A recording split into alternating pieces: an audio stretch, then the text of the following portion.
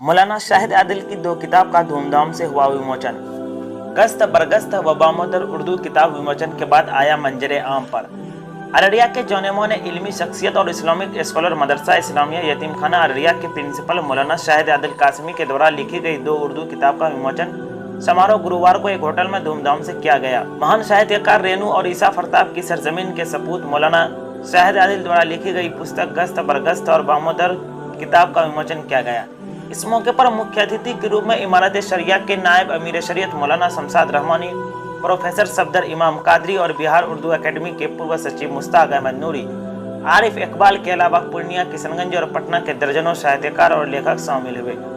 मौके पर अतिथियों के हाथों दोनों किताब का विमोचन किया गया। इनके दोनों किताब की अतिथियों ने प्रशंसा करते हुए कहा कि मौलाना शाहिद आदिल सीमांचल के एक होनहार और उभरते हुए साहित्यकार के रूप में अपनी बेहतर पहचान बनाई है। इससे पहले भी मौलाना शाहिद द्वारा 3 और किताब लिखी जा चुकी है। इस मौके पर मौलाना वाहिद रहमानी, रजी अहमद तन्हा, रफ़ी हैदर अंजुम, रहबान अली राकेश, जसीमुद्दीन, मुफ्ती इनामुल बारी, मुफ्ती हुमायूं के अलावा अररिया के पूर्व सांसद सरफराज आलम, जोकीहाट विधायक शहनवाज आलम, अरशद अनवर अलिफ, जेड मुजाहिद के अलावा दर्जनों लोग ने शाहिद आदिल द्वारा लिखी गई दोनों पुस्तकों पर विस्तार से चर्चा की। मंच का संचालन बखूबी मोहम्मद मुशीर आलम और मौलाना वाहिद रहमानी ने किया। मौलाना शाहिद आदिल कासमी साहब की 2 किताबों का इजरा था, उसी सिलसिले से अररिया आना हुआ।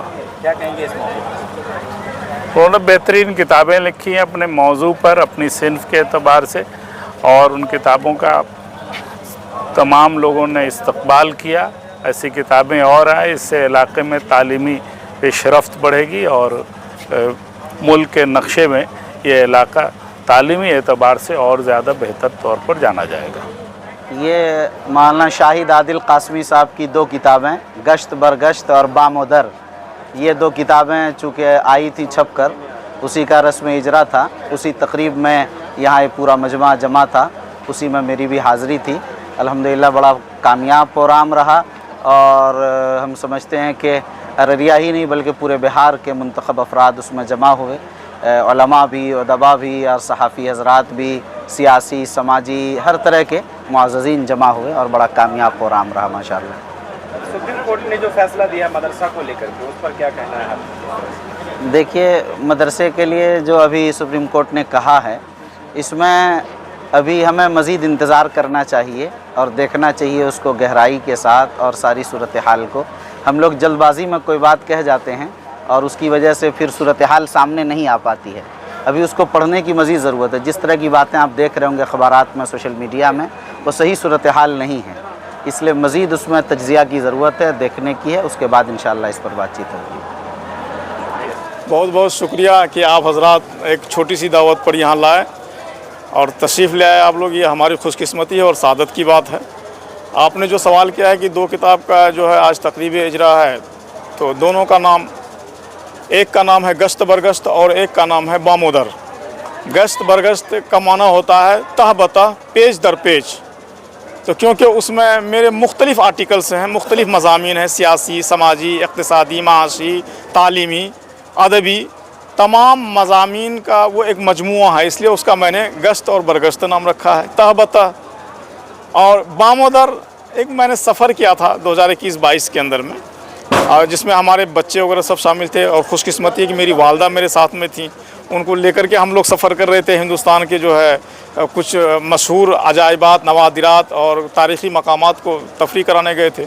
तो जाने से पहले ही मेरा एक अज़्म बन चुका था कि मैं जब जा रहा हूँ तो इंशाअल्लाह उन मकामात की तफसीलात भी लिखते जाऊँगा और जब आऊँगा तो उसको तरतीब दूँगा अपने अल्फाज में ढाल करके, अफसानवी अंदाज़ में, जिद्दत और जूदत के साथ और नए पैरहन में, एक नए उसलूब के साथ मेरा इरादा था।